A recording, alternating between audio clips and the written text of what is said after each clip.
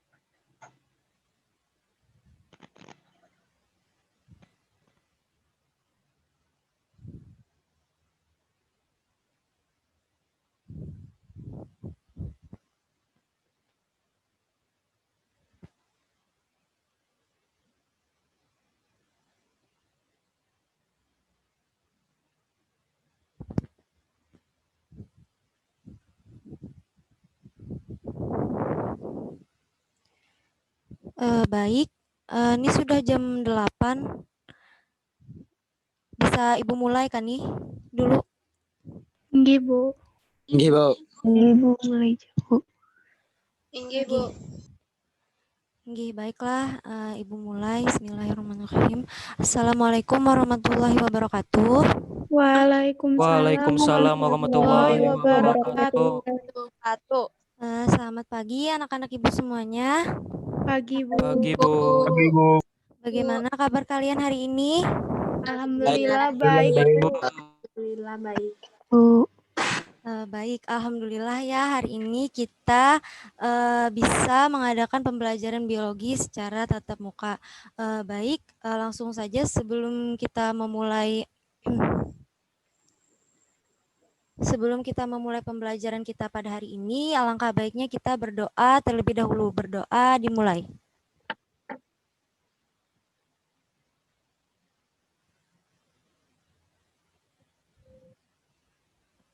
Berdoa selesai.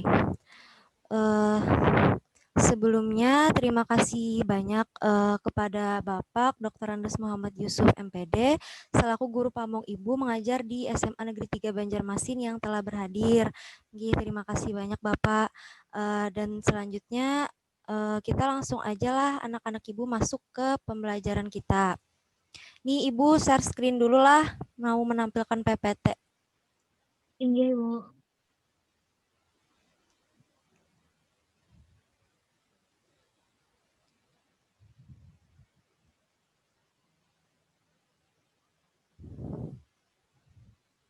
Nah, ini tertampil apa di tempat kalian? Orang lagi olahraga, Bu. Orang lagi olahraga. Nah, jadi sebelum kita masuk ke materi pembelajarannya, di sini Ibu mau menampilkan sebuah foto terlebih dahulu nih ke kalian. Nah, jadi anak-anak Ibu semua nih, setelah melihat dan mengamati foto yang Ibu tampilkan ini, kira-kira nih ya, menurut kalian orang yang ada di dalam foto ini tuh, tadi kan ada yang bilang sedang berolahraga tuh. Nah, untuk apa orang tersebut melakukan gerakan olahraga ini? Adakah anak-anak Ibu yang bisa menjawab kira-kira? Untuk Membentuk massa otot. meningkatkan otot lengan. Untuk melatih kekuatan otot, yaitu pada Otot otot lengan. bagian lengan. Sebutkan nama dan kelasnya, Nak. Nama Halida kelas 11 PMIA 3 untuk membentuk otot lengan, Bu. Ya, jawaban yang lain ada? Ada, Bu, ulun, Bu. Ulun, Bu. Sebutkan nama dan kelasnya, Nak. Ahmad Syarani kelas 11 PMIA 3 untuk melatih kekuatan ototnya, yaitu otot pada bagian lengan. Ya, betul sekali. Ini jawaban Khalidah dan Ahmad Syarani ini hampir mirip lah. Nah, jadi tujuan dari... Tunggu, Ibu mengadmit teman kalian.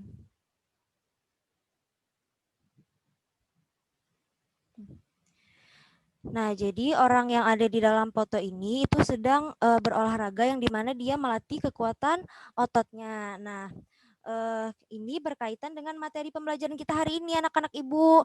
Nah, ada yang tahu lah hari ini kita belajaran apa? Otot rangka. Yang lain? Halidah aja kah menjawab nih? Otot rangka. Sistem gerak pada manusia. Tuh, tadi. Sistem gerak pada manusia namanya.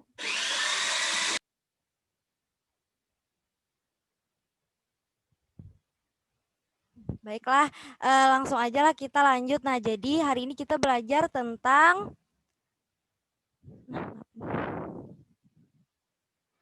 sistem gerak pada manusia, yaitu otot.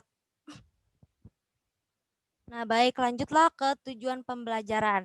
Nah, jadi untuk tujuan pembelajarannya, yang pertama itu siswa dapat menjelaskan pengertian dan fungsi otot. Yang kedua, siswa dapat menguraikan struktur otot lurik.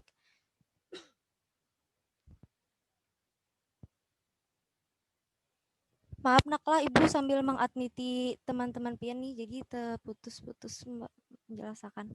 Terus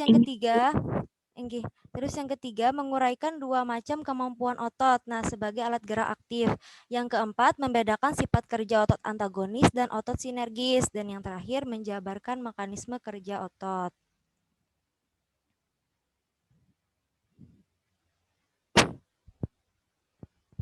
Nah, baik, kita langsung saja ke otot. Sebelumnya ada yang tahu lah dulu pengertian dari otot ini apa? Otot Tahu, Bu. merupakan salah satu dari 4 jaringan yang paling penting di dalam tubuh. Jaringan ini terbuat dari sel-sel khusus yang disebut dengan serabut. Ya, betul sekali. Nah, ada jawaban lain kah yang berbeda dari Belum, Bu. Halidah? Ya, Belum. silakan.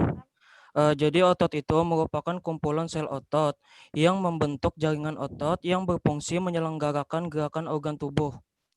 Ya, betul sekali jawabannya. Yang lain adakah lagi yang Ibu mau Ulon, berbeda? Ya, silakan. Apa nak jawabannya? Namanya Otot. siapa?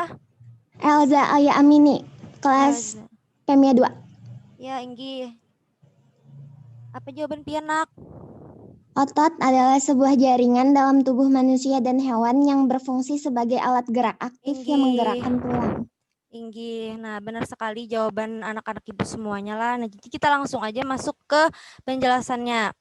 Nah, jadi tadi dapat kita simpulkan dari pendapat-pendapat anak-anak ibu semua. Jadi otot itu adalah sebuah jaringan dalam tubuh manusia. Tadi itu yang berupa kumpulan sel-sel yang membentuk jaringan lah. Nah, di dalam tubuh manusia dan hewan yang berperan sebagai alat gerak aktif yang dapat menggerakkan tulang. Nah, jadi anak-anak ibu untuk sistem gerak ini terbagi menjadi dua, yaitu ada tulang dan otot. Nah, yang dimana otot ini berperan sebagai alat gerak aktif, sedangkan tulang itu berperan sebagai alat gerak pasif. Nah, begitu. Makanya otot ini berperan sebagai alat gerak aktif yang menggerakkan tulang. Nah, terus fungsinya yaitu membantu melakukan gerakan. Nah, jadi otot ini dia itu tadi dapat menggerakkan tulang. Nah, itu salah satu contohnya. Nah, terus dia dapat membantu organ-organ lain dalam tubuh manusia untuk bergerak. Nah, itu fungsi dari otot. Lanjutlah kita ke kontrol saraf otot. Nah, jadi untuk kontrol saraf otot ini itu terbagi menjadi dua anak-anak ibu. Yang pertama ada otot volunteer dan yang kedua ada otot involunteer. Nah, jadi untuk otot volunteer ini ototnya itu yang bekerja dipengaruhi oleh sistem saraf somatik atau sistem saraf sadar. Nah, jadi otot volunteer ini sistem kerjanya itu dipengaruhi oleh kesadaran.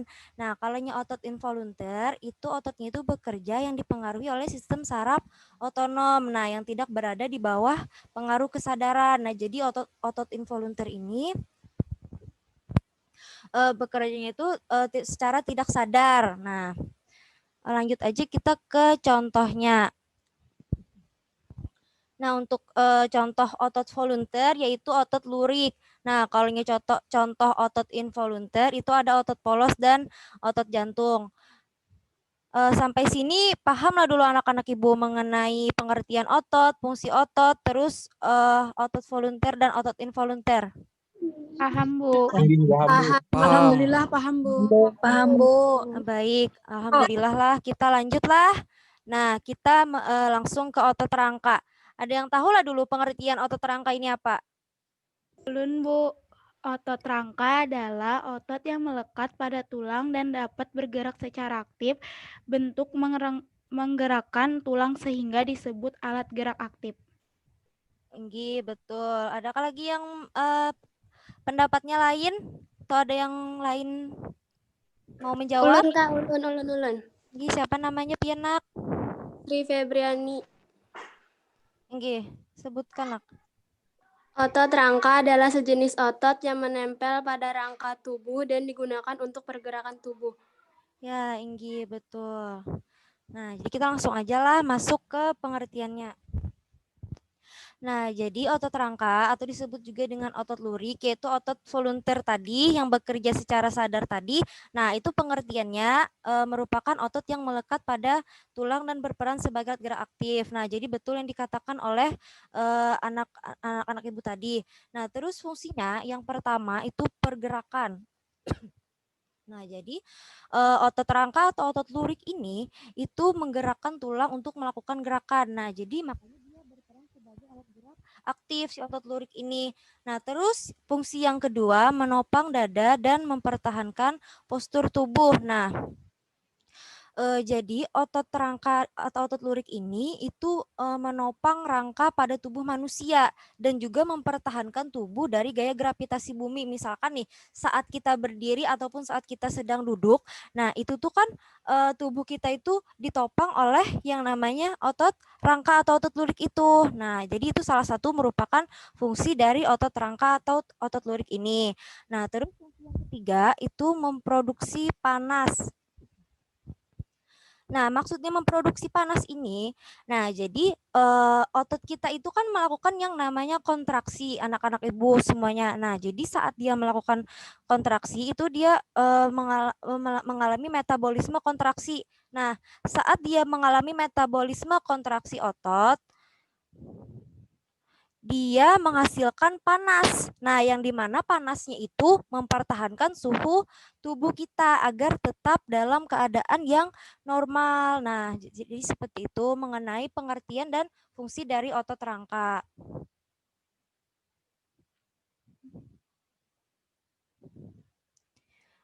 Sampai sini paham dulu pengertian dan fungsi dari otot rangka? Paham, Bu. Paham, Bu. Baik, kita lanjutlah ke struktur otot rangkanya. Nah,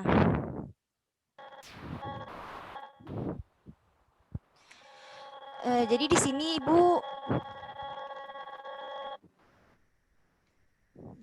Ibu menampilkan sebuah gambar. Nah, sebelum masuk ke gambar, Ibu mau menjelaskan kepala otot, empal otot, dan ekor ototnya terlebih dahulu. Nah, jadi pada gambar itu tidak ditunjukkan yang mana kepala ototnya, yang mana empal ototnya, yang mana ekor ototnya. Nah, jadi ini Ibu jelaskan saja. Nah, untuk kepala otot itu dan ekor otot, nah itu tuh merupakan jaringan ikat padat yang kuat yang disebut dengan tendon. Nah, jadi kepala otot dan ekor otot itu disebut dengan tendon. Nah, tendon itu adalah tempat melekatnya otot pada tulang anak-anak ibu. Nah, tendon itu terbagi menjadi dua jenis yang akan kita bahas pada slide selanjutnya nanti. Nah, untuk kepala otot dan ekor otot lah. Nah, selanjutnya kita masuk ke empal otot. Nah, empal otot ini merupakan area otot bagian tengah. Nah, itu sama dengan yang ditunjukkan di gambar nih lah, otot perut nih, ini sama. Nah, jadi itu tuh merupakan area otot bagian tengah yang bentuknya itu menggembung. Nah, itu empal otot lah, bentuknya itu menggembung, terus terdiri atas berkas-berkas otot dan aktif dalam berkontraksi. Nah, itu empal otot pengertiannya. Nah, sampai situ paham lah dulu membedakan kepala otot, empal otot, dan ekor otot? Paham, Bu. Paham, Bu. Baiklah, kalau paham kita lanjut ke gambar. Nah, jadi untuk gambar, ini kan ada tendon nih tadi. Nah, tendonnya ini terputus gambarnya. Nah, ini akan kita bahas di slide selanjutnya aja nanti. Nah, ini otot perut tadi sama dengan empal otot lah. Nah, kita langsung masuk ke bagian-bagiannya. Nah, secara keseluruhan anak-anak ibu, otot itu dibungkus oleh selapis jaringan ikat agak padat. Nah, itulah yang disebut dengan epimisium ini. Nah, jadi epimisium pada otot rangka ini itu merupakan selapis jaringan ikat agak padat yang secara keseluruhan itu membungkus otot. Nah, anggapannya nih lapisan terluar otot lah epimisium ini. Nah, epimisium ini anak-anak ibu ini dapat dilihat dengan mata tampak seperti selubung putih. Nah, terus selanjutnya vasikulus. Nah, di dalam epimisium tadi itu terdapat beberapa berkas-berkas serat otot. Nah, yang disebut dengan vasikulus ini. Nah, jadi vasikulus ini merupakan berkas serat-serat otot yang terdapat di dalam epimisium ini. Ini kan epimisium nih anak-anak ibu yang berwarna putih ini. Nah, di dalamnya ini terdapat vasikulus ini, nih yang bulat nih. Nah, yang bulat ini namanya vasikulus. Nah, jadi vasikulus tadi itu merupakan berkas serat-serat otot yang berada di dalam epimisium. Nah, lanjut kita ke perimisium. Nah, setiap vasikulus tadi itu dibungkus oleh selubung tipis. Nah, ini selubung tipisnya lah.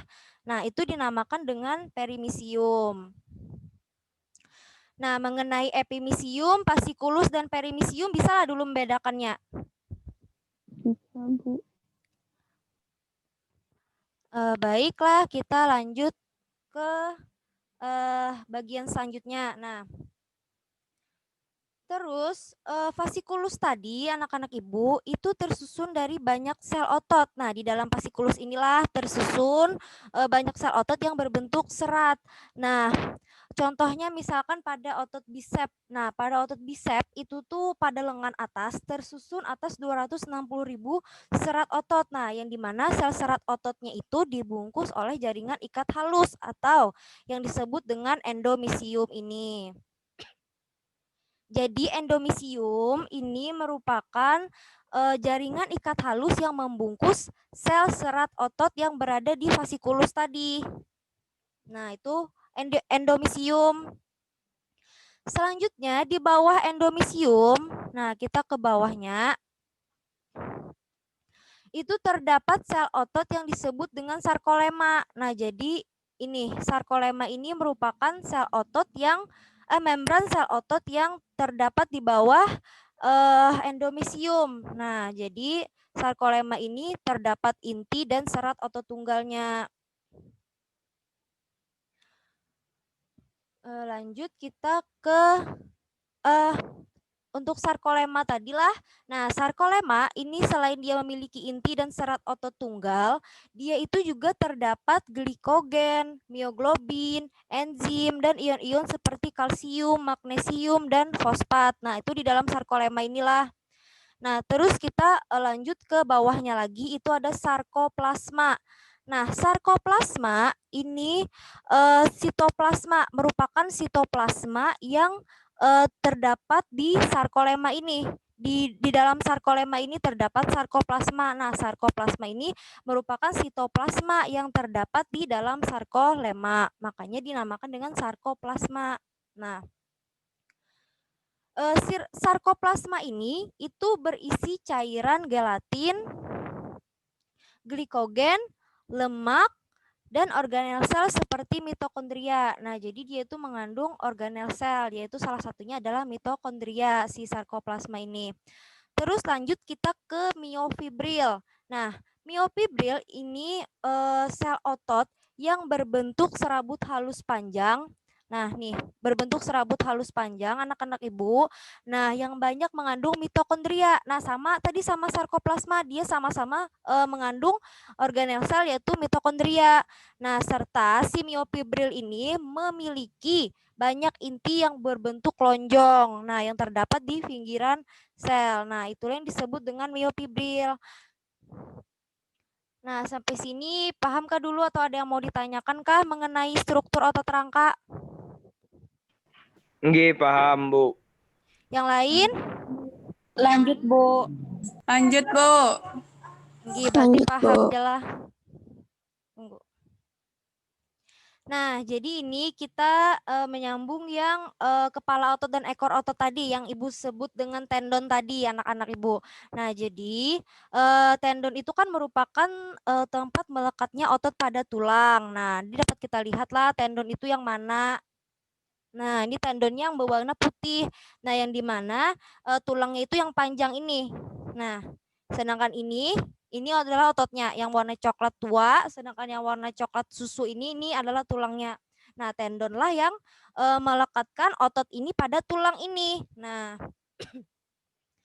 tendon ini itu terbagi menjadi dua, yaitu ada origo dan inersio, anak-anak ibu. Nah, origo itu merupakan tendon yang melekat pada tulang yang tetap kedudukannya ketika otot sedang berkontraksi. Nah, jadi saat otot mengalami kontraksi atau bergerak, nah itu tuh tendon origonya ini itu diam, tidak bergerak. Nah, kalaunya inersio itu merupakan tendon yang melekat pada tulang yang bergerak ketika otot berkontraksi. Nah, jadi bedanya di sini, kalaunya origo tadi itu diam saat otot berkontraksi, kalaunya inersio itu bergerak, ikut bergerak maksudnya saat otot berkontraksi. Baik, kita langsung aja masuk ke contohnya lah. Nah, ini untuk origo dan inersio agar kalian lebih memahami. Kalian coba praktekkan sendiri masing-masing di rumah nih. Ikuti gerakannya kayak gini. Nah, Jadi misalkan kita kayak gini, tendon yang ada di sini saat otot kita berkontraksi, nah tendon yang ada di sini itu diam. Nah itulah yang disebut dengan origo. Nah jika kita kontraksi lagi, nah melakukan kontraksi otot lagi seperti ini, tendon yang ada di sini, yang ada di siku ini itu ikut bergerak. Nah, itulah yang disebut dengan inersio. Nah, jadi kalau origo tadi saat kita kontraksi otot begini dia diam. Nah, jadi itu disebut dengan origo. Nah, kalau saat kita kontraksi otot seperti ini bergerak, nah misalkan yang ini tadi bergerak loh. Nah, itu tuh disebut dengan inersio anak-anak Ibu. Nah, sampai sini pahamlah dulu mengenai perbedaan origo dan inersio bagaimana? Paham, Bu. Paham, Bu. Paham. Paham. Nah, baiklah kita lanjut ke kemampuan otot. Nah, jadi otot itu memiliki kemampuan. Yang pertama dia dapat berkontraksi, yang kedua dia dapat berelaksasi. Nah, kalau dia berkontraksi ini artinya otot itu sedang melakukan kegiatan. Nah, kalau berelaksasi berarti otot itu sedang beristirahat. Nah, lanjut kita ke karakter ototnya. Nah, jadi karakter otot itu ada 3. Yang pertama ada kontraktibilitas. Nah, kontraktibilitas ini kemampuan sel otot mengadakan perubahan menjadi lebih pendek dari ukuran semula. Misalkan nih saat otot kita mengalami kontraksi, nah itu tuh saat mengalami kontraksi itu otot memendek anak-anak Ibu. Nah, saat itulah karakter otot si kontraktibilitas ini muncul. Nah, terus yang kedua ada ekstensibilitas. Nah, ekstensibilitas ini merupakan kemampuan sel otot mengadakan perubahan menjadi lebih panjang dari ukuran semula. Bagaimana Bu menjadi lebih panjang itu? Nih misalkan nih saat kita melakukan gerakan ekstensi atau gerakan meluruskan, nah itu tuh meluruskan tangan misalkan. Nah ototnya itu yang asalnya misalkan dalam ukuran normal, dia dapat memanjang karena tangan kita meluruskan gini. Nah itu contoh ekstensibilitas, mengadakan perubahan menjadi lebih panjang. Terus elastisitas. Kemampuan sel otot untuk dapat kembali pada keadaan semula setelah mengalami kontraksi atau ekstensi.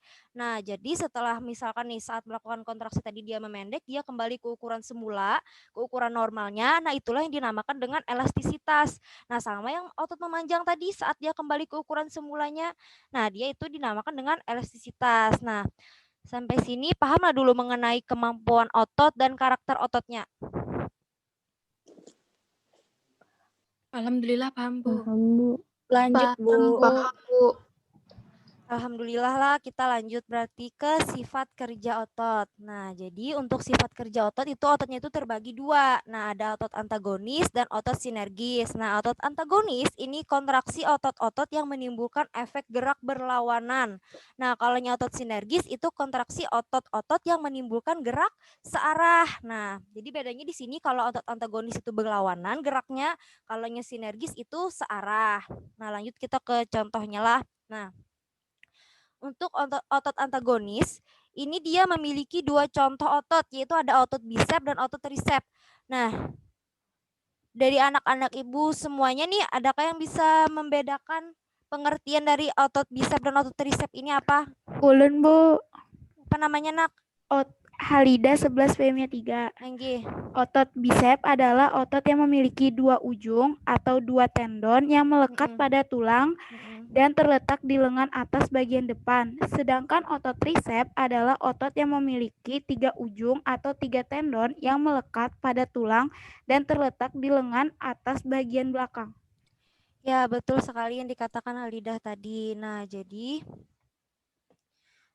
untuk otot bisep itu hanya 2 lah ya. Nah, jadi hanya 2 yang melekat pada tulang.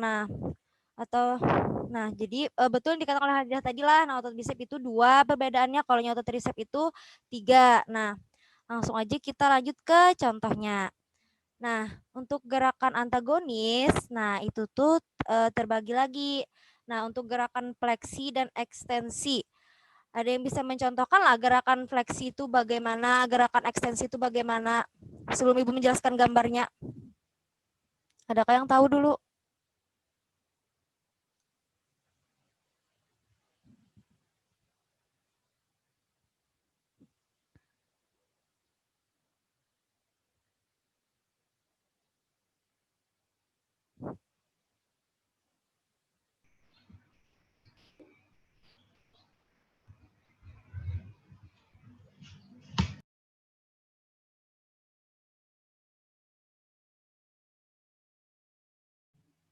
Maaf, ini tadi Ibu terkendala jaringan nih, Ibu masuk lagi. Jadi kita sambung lah. Nah, untuk gerakan antagonis itu kan terbagi menjadi 5. Nah, untuk yang pertama itu ada fleksi dan ekstensi. Nah, sebelum Ibu menjelaskan, adakah dulu yang bisa menyebutkan contoh dari gerakan fleksi dan ekstensi ini? Mengangkat dan menurunkan lengan. Lengan Halidah. bawah. Mengangkat dan menurunkan lengan bawah. Tinggi. Jawaban yang lain ada? Yang berbeda dengan Halidah mungkin? Selain lengan? Ulun, Kak. Ya, siapa namanya, Nak? Nada kelas 11 PMI 1. Tinggi. Apa jawaban Pian, Nak? Menekuk dan meluruskan kaki.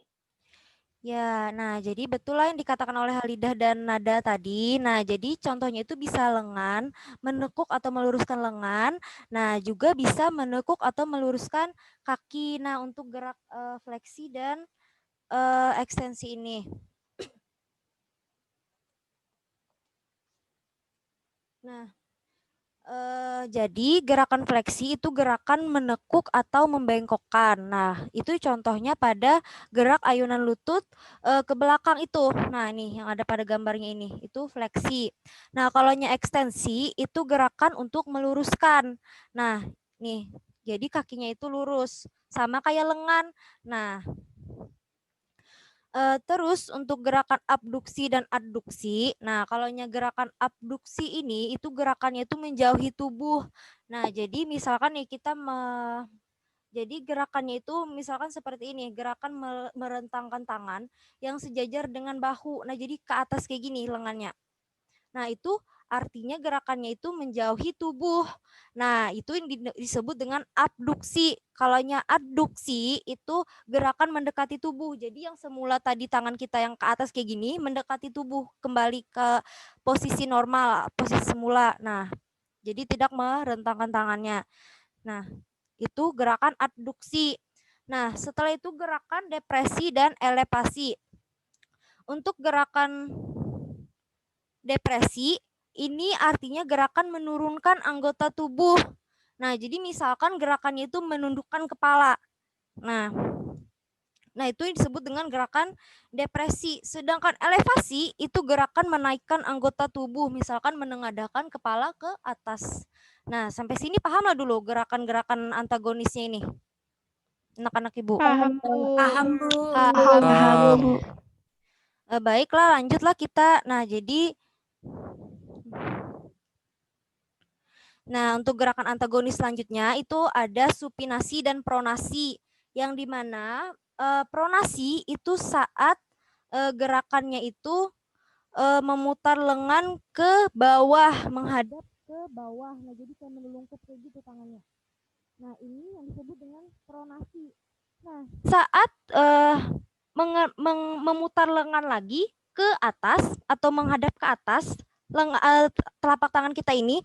Nah, itu yang disebut dengan supinasi. Nah, jadi pronasi itu menghadap ke bawah atau menelungkup telapak tangan kita. Nah, kalaunya supinasi itu menengadah. Nah, terus kita masuk ke inversi dan eversi. Nah, untuk inversi itu gerakan memiringkan telapak kaki ke dalam tubuh. Nah, jadi membeloknya tuh ke dalam tubuh. Maksudnya itu ke dalam lah, masuk ke dalam kayak gitu. Nah, kalau eversi itu gerakan keluar kakinya, menghadap keluar. Nah, dapat dilihat pada gambar lah. Nah, juga perlu kalian ketahui anak-anak Ibu, untuk istilah inversi dan eversi ini hanya untuk wilayah di pergelangan kaki saja. Nah, jadi sampai sini untuk gerakan 5 gerakan antagonis ini pahamlah dulu. Paham, Bu. Paham, Bu. Baik, kita lanjutlah ke gerakan ke otot sinergis. Nah, jadi otot sinergis ini dapat menemukan 2 contoh, yaitu ada otot pronator teres dan otot pronator quadratus. Nah, kita lanjut nih ke contoh. Nah, jadi gerakan sinergis itu gerakan searah kan tadi loh. Nah, jadi kita ambil di sini gerakan pronasi, yang dimana pronasi tadi itu memutar lengan ke bawah menghadap ke belakang atau ke bawah. Nah, jadi kayak menelungkup tadi. Nah, saat kita memutar tangan kita menelungkup ini, otot pronator teres yang ada di dekat sini. Nah, jadi otot pronator teres itu yang berada di sini. Parak siku cuman di atasnya, di bagian atas siku. Nah, jadi itu berperan dalam gerakan sinergis dan juga otot pronator quadratus. Nah, di dekat pergelangan tangan ini ada ototnya. Nah, dia itu melakukan gerakan pronasi yang dimana menggunakan otot pronator teres dan otot pronator quadratus. Bedanya dengan gerakan antagonis tadi apa? Nah, jadi kalau gerakan antagonis tadi dia melakukan kegiatan itu menggunakan otot bicep dan tricep. Kalau sinergis ini menggunakan otot pronator teres dan pronator quadratus. Nah, sampai sini pahamlah dulu anak-anak ibu mengenai gerakan antagonis dan gerakan sinergis. Paham, Bu. Paham, Bu. Paham. Ya, bagus. Pintar-pintar lah Buan Pian nih. Nah, lanjut aja kita ke mekanisme kerja otot. Nah, lanjut aja lah. Nah, untuk yang pertama itu ada komponen struktur otot atau myofibril. Nah, tadi kan kita sudah mempelajari tuh di struktur otot lurik ada loh myofibril. Nah, ini kita lebih mendalami lagi struktur bagian-bagiannya. Nah, karena myofibril ini berperan dalam kerja otot. Nah, mekanisme kerja otot. Nah, jadi di dalam sebuah myofibril nih filamen aktin atau tin filamen ini, nah dia atau filamen tipis lah, filamen aktin ini filamen tipis. Nah, sejajar dan tersusun berdampingan dengan miosin atau filamen yang tebal. Nah, itu awalnya. Nah, jadi di dalam myofibril itu filamen aktin dan filamen miosin itu dia tersusunnya itu sejajar dan berdampingan. Nah, terus filamen aktin dan miosin ini dia saling tumpang tindih. Nah, saling tumpang tindih dia di dalam sini. Nah, menurut pola tertentu sehingga menghasilkan pandangan garis-garis seran lintang. Nah, lanjutlah kita ke masing-masing satuan pola berulang disebut dengan daerah sarkomer. Nah, ini sarkomer. Sarkomer ini maksudnya adalah satuan pola yang berulang pada myofibril. Nah, ini bentuknya yang warna keunguan, yang kayak zigzag kayak gini. Nah, ini adalah sarkomer. Nah, setiap sarkomer ini dipisahkan oleh garis Z. Maaf, yang sarkomer tadi itu naklah dari yang ini sampai ke sini. Nah, itu sarkomer. Nah, sedangkan yang ini, garis Z ini yang memisahkannya. Yang memisahkan sarkomer ini. Nah, lanjut, sarkomer ini merupakan unit fungsional otot rangka karena mampu berkontraksi. Nah, jadi sarkomer ini mampu berkontraksi dalam kerja otot. Nah, makanya dia berperan. Lalu garis Z ini menjadi tempat menempelnya filamen aktin. Nah, jadi filamen aktin ini, yang ini tadi, dia menempel di garis Z ini. Nah, itulah fungsi dari garis Z. Dia sebagai tempat menempelnya filamen aktin.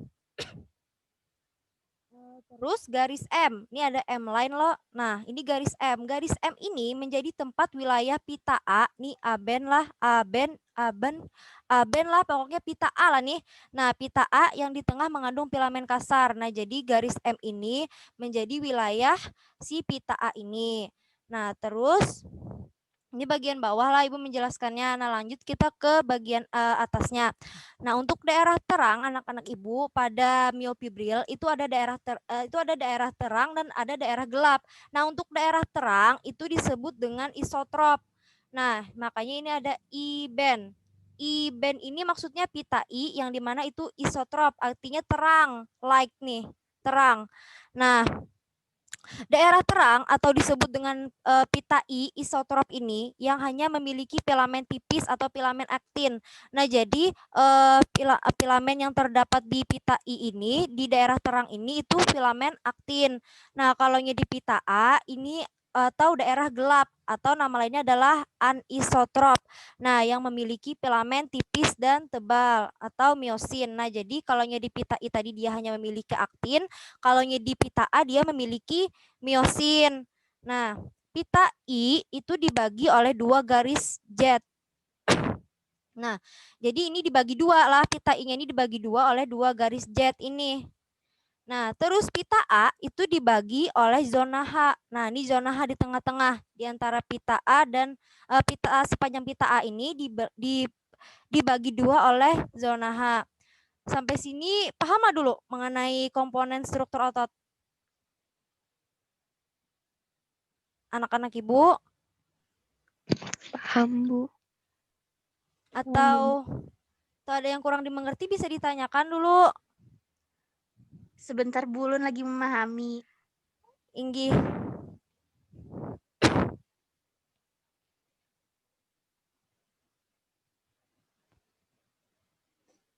Nah, jadi kalian bedakanlah antara pita I dengan pita A. Nah, jadi kalau pita I pada miofibril itu dia daerahnya tuh terang. Nah, intinya gini aja lah. Pita A itu pada miofibril itu artinya isotrop. Nah, itu artinya daerah yang terang. Nah, maaf itu pita I lah. Nah, kalau pita A itu anisotrop, artinya daerah yang gelap. Nah, kalau pita I ini dipisahkan atau dibagi 2 dengan garis jet. Kalau pita A ini dipisahkan oleh zona H. Nah,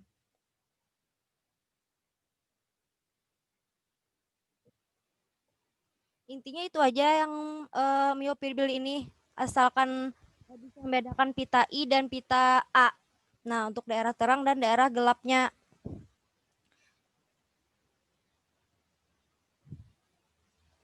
Bagaimana? Apakah masih ada yang kurang paham atau ada yang mau ditanyakan mengenai struktur otot miofibril ini?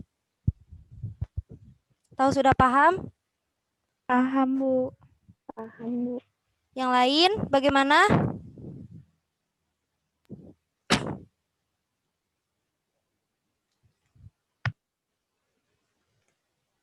Baiklah, kalau sudah paham kita lanjut.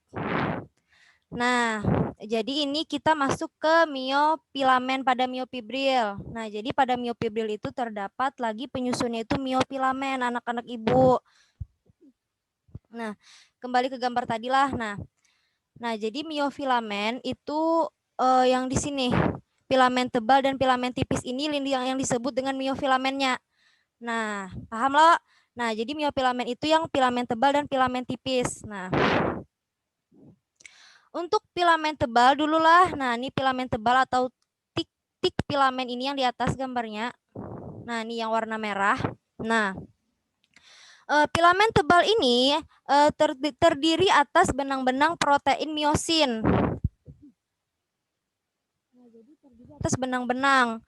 Nah, setiap filamen miosin ini itu membentuk sebuah kepala yang menonjol di salah satu ujungnya. Nah, ini kepalanya. Nah, kepala miosin namanya. Nah, untuk kepala-kepala miosin ini itu membentuk nanti jembatan silang. Nah, itu akan kita bahas nantilah. Nah, dan ini juga selain memiliki kepala, si miosin ini juga memiliki ekor.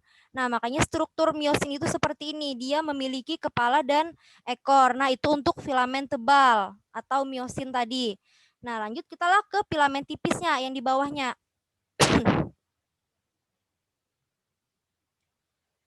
Nah, untuk filamen tipis ini terdiri atas 3 protein, yaitu troponin 1 yang dimana dia mengikat aktin. Nih ada aktin lah yang biji bulat-bulat coklat ini itu namanya aktin. Nah, itu diikat oleh troponin 1. Nah, terus ada troponin T yang mana dia mengikat tropomiosin. Tropomiosin itu yang coklat ini nih. Yang kayak apa inilah kayak batangannya gitulah, coklat. Nah, terus ada troponin. Nah, troponin ini diikat oleh protein troponin C. Nah, jadi untuk troponin tadi kan terdiri dari 3 protein, yang mana protein pertama itu troponin 1, dia mengikat aktin. Terus troponin T dia mengikat tropomyosin, dan troponin C dia mengikat troponin. Nah, jadi kalian di sini bisa membedakan loh antara aktin, troponin, dan myosin. Gambarnya dulu. Nah, setelah kalian bedakan yang mana gambarnya, Ibu melanjutkan ke pengertiannya lah. Nah, untuk aktin ini merupakan protein struktural utama penyusun filamen tipis yang terdiri atas 2 untai heliks berbentuk spiral. Nah, jadi si aktin ini terdiri atas 2 rantai heliks yang berbentuk spiral di dalam aktinnya ini. Nah, terus itu molekul aktin ini memiliki tempat aktif untuk berikatan dengan jembatan silang nanti. Nah, untuk troponin, ini merupakan kompleks protein. Nah, terus untuk tropomyosin ini merupakan protein yang berbentuk seperti benang yang terletak di sepanjang untai heliks aktin dan menutupi tempat-tempat aktif aktin. Nah, nanti ini juga berkaitan dengan jembatan silang. Nah, sampai sini bisa dulu membedakan antara aktin, troponin, myosin. Ibu boleh bertakun lah. Inggi boleh? Di aktin itu kan ada sisi aktif dan situs pengikatan. Nah, itu yang mana, Bu? Di gambar Ibu tidak menjelaskan lah, yang tidak jelas nih di gambar nih. Nah, mungkin nanti akan Ibu carikan lah untuk gambar lebih jelasnya lah. Di WA kan nanti Ibu kirimkan lagi. Untuk di gambar ini mungkin Inggi. Nah, jadi untuk di gambar ini tidak jelas gambarnya. Nah, jadi hanya terlihat bulat-bulat. Nah, tadi kan Ibu juga menyebutkan loh bahwa aktin ini tersusun dari filamen tipis yang untai heliks berbentuk spiral. Nah, itu pun juga tidak terlihat. Nah, jadi cukup hanya bulatan-bulatan saja aktinnya. Nah, jadi hanya disebutkan. Inggi, nanti Ibu jelaskan lagi lah yang itulah mengenai gambarnya. Nah, yang lain bagaimana? Pahamkah? Atau ada yang mau ditanyakan lagi? Paham, Bu. Paham, Bu. Jadi bisa sudahlah membedakan yang mana filamen tebal, yang mana filamen tipis. Nah, kalau filamen tebal tadi itu myosin, kalau filamen tipis itu terdiri dari 3 protein, yang mana itu adalah aktin, troponin, dan tropomyosin. Baik, kita lanjutlah ke sumber energi untuk gerak otot. Nah, jadi sumber energinya itu yang pertama ada ATP atau adenosin trifosfat, terus ada kreatin fosfat, terus ada glikogen atau gula otot. Nah, jadi ini untuk sumber energinya lah. Lanjut aja kita ke tahapan mekanismenya.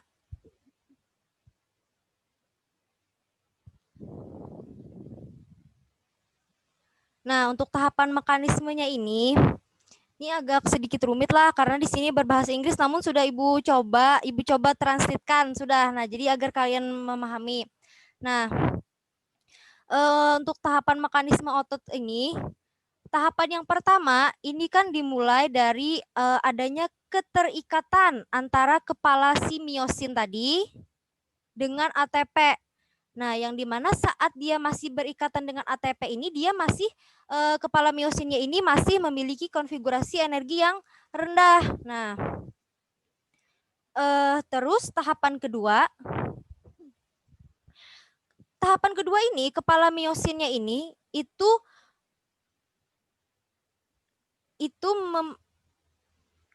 menjadikan atau menghidrolisis ATP tadi menjadi ADP dan P atau adenosin trifosfat dengan fosfat. Nah, makanya setelah dia menghidrolisis si ATP tadi, pada tahap 1 tadi si kepala myosinnya ini memiliki konfigurasi energi yang tinggi. Nah, jadi bedanya antara tahap 1 dengan tahap 2, tahap 1 tadi si myosinnya tadi memiliki konfigurasi energi yang rendah, tahap 2 ini konfigurasi energinya itu tinggi. Nah, dikarenakan apa, Bu? Dikarenakan karena pada tahap 1 ini kan kepala myosinnya ini hanya masih berikatan nih dengan ATP. Nah, sedangkan di tahap 2 ini kepala myosinnya sudah menghidrolisis ATP tadi. Nah, menjadi ADP dan P. Nah, makanya kepala miosinnya ini memiliki konfigurasi energi yang tinggi. Nah, sampai sini pahamlah dulu mengenai perbedaan konfigurasi energi pada kepala miosinnya. Kak, Bu. Bu, Bu, ingin bertanya, Bu. Inggih, siapa namanya, Nak?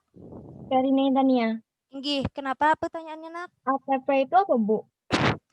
ATP itu adenosin trifosfat.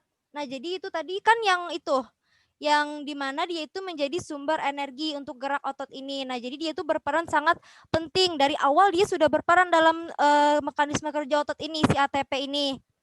Nah, itu jadi ATP itu adalah sumber energi utamanya lah disebut bagi kerja otot. Nah, atau nama lainnya adalah adenosin trifosfat. Iya, makasih, Bu. Inggih, sama-sama.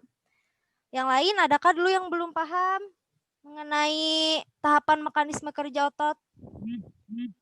Untuk tahap 1 dan tahap 2 dulu nih, kita tahap 3 belum. Paham, Bu. Paham lah. Nah, jadi untuk tahap 1 dan tahap 2 ini kita hanya membedakan konfigurasi energinya saja. Nah, untuk tahapan selanjutnya, tahapan ketiga. Nah, untuk tahapan ketiga ini, kepala miosinnya tadi itu menempel dengan si aktin.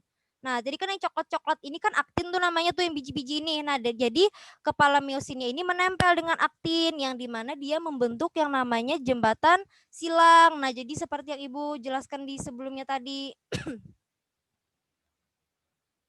Nah, jadi molekul aktin itu memiliki tempat aktif untuk berikatan dengan jembatan silang miosin. Nah, makanya si kepala miosin itu mengikat ke aktin. Kenapa tidak mengikat ke troponin dan tropomiosin? Nah, karena si aktin ini dia aja yang memiliki tempat aktif itu. Nah, makanya dia aja yang diikat oleh si kepala miosin itu. Nah, terjadilah pengikatan. Nah, lalu dia membentuk jembatan silang. Nah, saat inilah mekanisme kerja otot itu berkontraksi anak-anak Ibu. Nah, jadi saat si kepala miosinnya ini menempel dengan aktin, nah saat itulah otot mengalami kontraksi. Nah, jadi otot itu berkontraksi ditandai dengan berikatannya kepala miosin dengan aktin yang menyebabkan terbentuknya jembatan silang.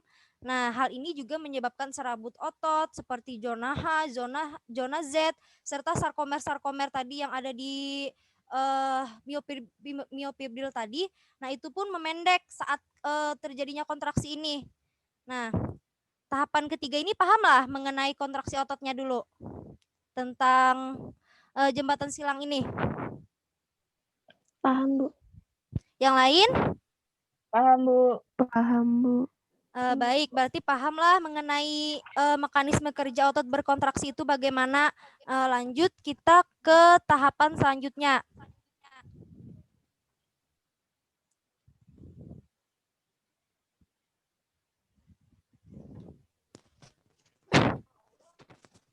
Nah, untuk tahapan selanjutnya, ini kepala miosin itu sudah mau hampir terlepas dengan aktin. Nah, ini dikarenakan saat troponin dan tropomiosin di daerah aktin tadi, dia bergeser kembali ke posisinya menutupi tempat pengikatan jembatan silang. Nah, jadi anak-anak Ibu, pada saat yang proses ketiga tadi, troponin dan tropomiosin itu tidak ikut berperan. Nah, saat di proses keempat ini, troponin dan tropomiosin itu ikut berperan, yang dimana dia bergeser kembali. Bergeser kembali untuk menutupi tempat pengikatan jembatan silangnya. Nah saat inilah terjadinya proses relaksasi otot. Nah, jadi aktin itu tidak lagi berikatan dengan kepala miosin, terus tidak ada lagi jembatan silang. Nah, terus filamen tipisnya ini itu bergeser kembali, nah menutup kembali. Nah, jadi itulah yang mekanisme kerja otot secara relaksasi. Nah, untuk tahapan keempat ini pahamlah mekanisme kerja otot relaksasinya.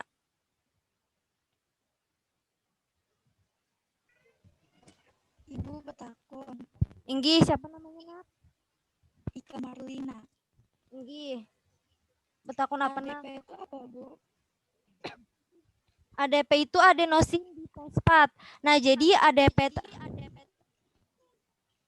ADP tadi itu kan kita peroleh di dua ini, di nomor 2 ini. ADP itu sebenarnya berasal dari ATP tadi, Nak. Nah, jadi ATP tadi itu dihidrolisis oleh kepala miosin tadi nih pada tahap 1. Nah, pada tahap 2. Maaf, jadi pada tahap 2 itu kan si ATP tadi dihidrolisis yang dimana dia menghasilkan ADP. Nah, sebenarnya ADP itu tidak termasuk sumber energi untuk gerak otot, namun dia dihidrolisis oleh kepala miosin. Nah, makanya si ATP tadi itu menghasilkan ADP dan fosfatnya. Nah, jadi ADP ini adalah hasil dari hidrolisis antara kepala miosin kepala miosin tadi dengan ATP. Nah, jadi dia itu menghasilkan ADP. Nah, pahamlah anak Ibu Ika Marlina. Nggih, paham. Makasih, Bu. Tinggi sama-sama, Nak. Yang lain bagaimana? Pahamkah sudah mengenai mekanisme kerja otot kontraksi sama relaksasi itu bagaimana? Bisalah sudah membedakannya. Paham, Bu. Inggih lah, olehnya sudah paham.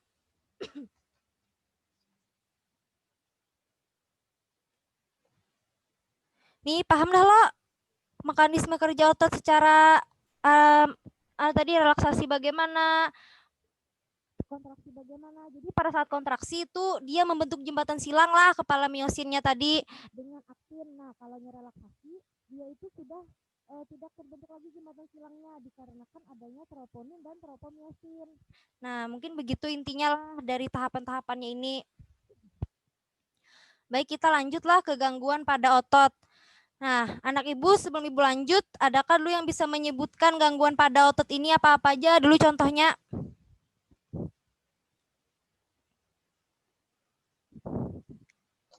Ulun, Bu. Siapa namanya, Nak? Atrofi, hipertrofi, hernia abdominal, dan kaku leher. Ya, Inggi. Siapa nama pian, Nak? Ida Fitriani. Inggi. Ibu ulun, Bu. Inggi. Siapa lagi? Keseleo ini termasuk lah, Bu. Keseleo itu otot itu, Nak. Iya, keseleo. Inggi bisa sebutkan aja apa yang pian ketahui. Keseleo lawan penyakit Parkinson, Bu. Ya, Inggi. Yang lain Bu. adakah lagi? Otot robek dan otot robek dan kram. Ya, Inggi. Itu tadi siapa namanya menjawab tadi? Halidah, Bu. Inggi, Halidah lagi lah. Bu. Ulun, Bu. Kalpia. Siapa lagi yang menjawab? Soraya Citra, kelas 11 PMIA 1. Inggi. Apa, Soraya? Atrofi, otot mengecil dan tak dapat bergerak. Inggi. Kelelahan otot, kram, Inggi. tetanus, otot Inggi. kejang-kejang disebabkan Inggi. oleh bakteri atau kurang kalsium, Inggi. kaku leher, salah gerak. Ya, Inggi. Jadi sudah hampir mengetahui lah apa aja gangguan pada otot-otot ini. Nah, jadi langsung aja kita. Nah, jadi ini Ibu menampilkan gambar saja. Nah, untuk yang pertama itu ada hipertrofi. Nah, untuk hipertrofi ini itu seperti yang kita lihat pada gambar. Nah, jadi hipertrofi ini itu gangguan akibat otot yang berkembang menjadi lebih besar. Nah, makanya otot lengannya itu dapat kalian lihat lebih besar. Nah, itu maksudnya itu kelebihan dosis lah anggapannya tuh si hipertrofi ini dalam berolahraga, misalkan terlalu berlebihan lah anggapannya. Nah, makanya dia itu ototnya itu berkembang lebih besar gitu.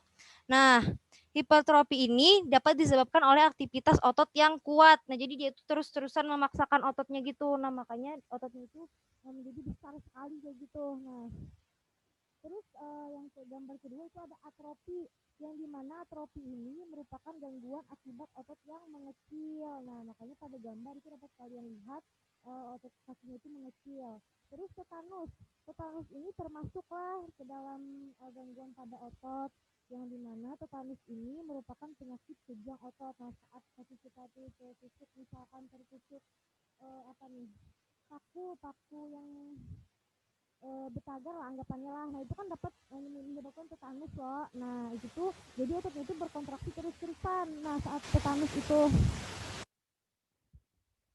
Nah terus selain itu ada kram otot.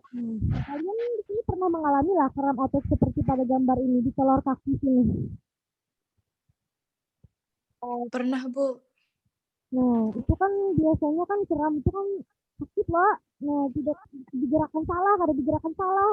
Nah ibu biasanya dulu tuh sering kram kayak gini. Jadi kaki ibu tuh susah. Itu biasanya subuh sih, subuh pas dingin-dingin gitu. Nah jadi kram, tapi sekarang udah enggak lagi lah. Nah itu kram otot lah. Nah jadi kram otot ini otot jadi tiba-tiba memegang yang dimana sulit digerakkan dan disertai rasa nyeri. Terus ada yang terakhir adalah miastenia gravis. Nah, miastenia gravis ini dapat kita lihat pada gambar. Jadi matanya itu ada yang normal satu, ada yang kayak layu gitu satu, kayak apa ya, kayak tidak sehat lah mata satunya itulah, kayak sayu gitu. Nah, jadi miastenia gravis ini adalah pengertiannya melemahnya otot secara berangsur-angsur sehingga menyebabkan kelumpuhan bahkan kematian. Nah, jadi penyebabnya ini anak-anak ibu belum diketahui. Nah, mungkin inilah disebabkan karena genetik bisa juga. Jadi belum diketahui lah intinya tuh lah kenapa jadi penyakitnya ini kayak gini. Nah, namun dapat diketahui penyebab anunya dikarenakan berkaitan dengan otot. Nah, jadi miastenia ini juga masuk ke dalam gangguan otot. Nah, mungkin sampai sinilah penjelasan dari Ibu mengenai otot. Nah, jadi dari anak-anak Ibu semua, adakah dulu yang bisa menyimpulkan pembelajaran kita hari ini? Ulun, Bu. Nggih, siapa nak? Alidah. Nggih, silakan nak. Jadi hari ini kita mempelajari pengertian otot lurik, Nggih. penyebabnya, terus itu gangguan pada tulang, pada otot maksudnya. Terus itu tahapan mekanisme kerja otot, sumber energinya, struktur otot rangka, terus itu ada mekanisme kerja ototnya.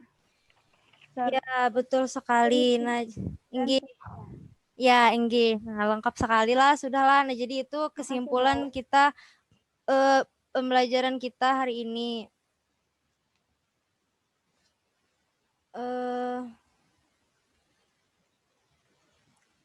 Baik. Oh iyalah, nah, Ibu mau membagikan link presensi ini dulu.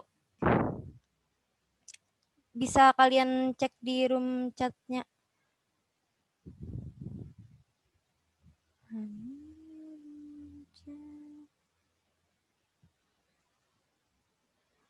Nah, adalah tertampil di room chatnya presensi, link presensi. Ada, Bu. Ada, Bu. Nah, silakan kalian isi dulu lah. Dan untuk PPT nanti ada tugas seperti biasa lah LKPD. Nah, jadi ada tugas LKPD dan PPT-nya nanti akan Ibu bagikan di Pijar. Nah, mungkin nanti jam habis inilah secepatnya. Nah, untuk materinya mungkin dari Ibu sampai sini aja. Untuk Bapak mungkin adakah tambahan, Pak?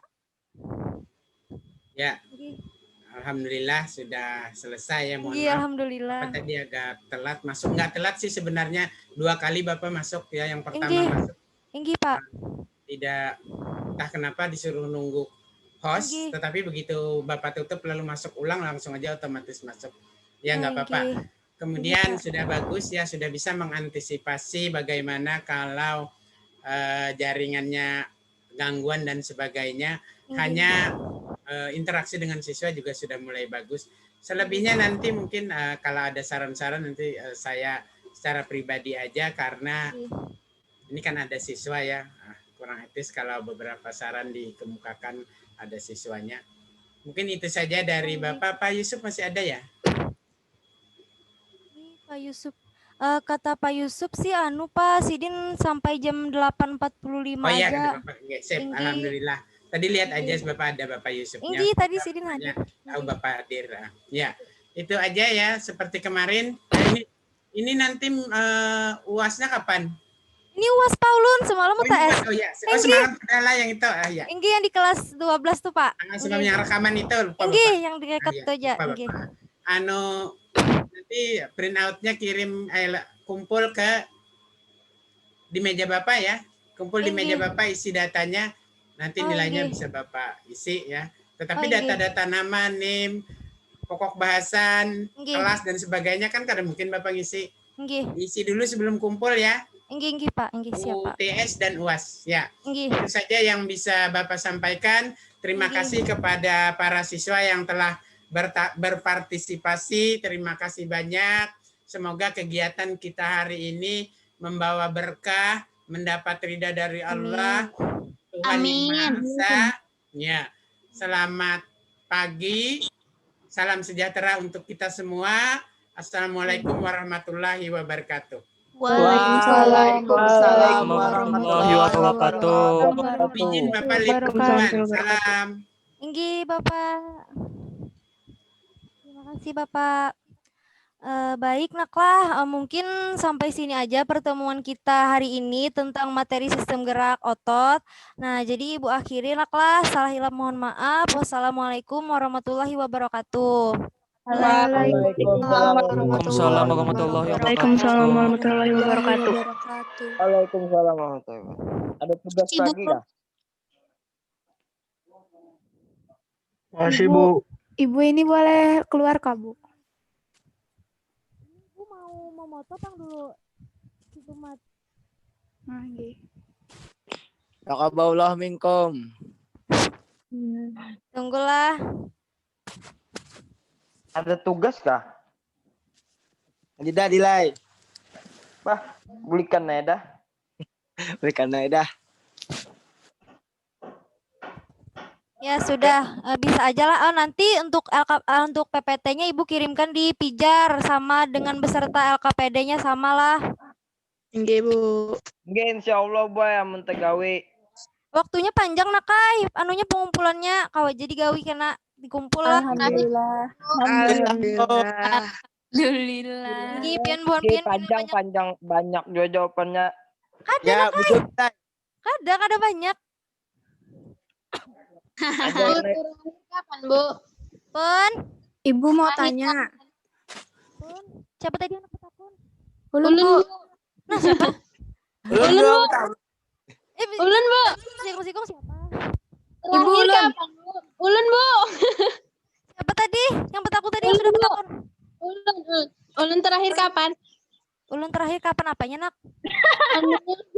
Ngumpul di pijarnya. Oh, ngumpul di pijarnya kah? Kena lah Ibu padahi. Pokoknya lawas lah waktunya tuh. Buan pian pasti menggawi aja kena tuh. Tugasnya ada banyak loh, Bu. Ada Nak. 7 soal aja. Bila lebih selembay kadang kami gawe boy. Ada anak juga. Kena buan pian mitih aja tugasnya. LKPD aja lah gini kada tes. Nah. Bila lebih selembay kadang kami gawe boy. Mantap dia. 2 lembar, tapi yang kedua lembarnya itu kayak lain tugas. Satu lembar. Kayak lain tugas kayak mana tuh? Nah, tugasnya kayak betul, Bo. Kayak lain tugas tuh berarti kan bisa digawi ya. Yang lain tugas digawi juga. Tapi lain juga ada masuk nilai. Ada. Japian tadi tuh lain kayak lain tugas ya. Ada masuk nilai ya. Ini kada masuk nilai bisa nilai. Pokoknya kada bisa digawi. Amun kan nilai yang intinya tuh nilai juga. Ya, bujuh nilai. Intinya tuh nilai. Ibu yang LKPD kemarin itu kan nggak bisa dikirim. Waktunya cuma sejam. Apa boleh digabung sama tugas yang ini? Nah, untuk LKPD semam tuh bukan pian tentang sendi lah. Kada salah. Ibu. Iya, Bu. Sudah dikirim sama bapaknya kan. Kata bapaknya bapaknya nggak bisa buka karena HP bapaknya hang. Dasarnya bapaknya kentang. Nah, semam tuh lain ibu kan, Kai. Semalam bapaknya. Padil nih nggak. Tuh, Padil nih, ay. Bisa aja kena pian konfirmasi sama bapaknya lah mengenai tugas semalam tuh. Soalnya lain ibu yang manunya. Kada boy lu nih kada dibalas chat bapaknya juga. Sama ibu ya juga. bapaknya ma artis bapaknya. Didin nggak lambat enak aja balasi chat. Ibu jangan tuh lambat juga dibalasi. Mungkin si Hal berkaitan membingan tahu jadi Astagfirullah. Berarti nggak bisa digabung ya, Bu? Inggi tidak bisa digabung, Nakai. Soalnya ibu kada memegang nilai yang itu. Nah, hati-hati tuh ibu pendek tuh direkam kakaknya tuh pada hinyangan bapaknya tuh. Inggi, astagfirullah belum lagi.